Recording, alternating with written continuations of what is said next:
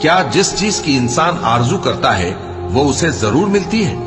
سو آخرت اور دنیا تو اللہ ہی کے ہاتھ میں ہے، اور آسمانوں میں بہت سے فرشتے ہیں جن کی سفارش کچھ بھی فائدہ نہیں دیتی مگر اس وقت کہ اللہ جس کے لیے چاہے اجازت بخشے اور سفارش پسند بھی کرے۔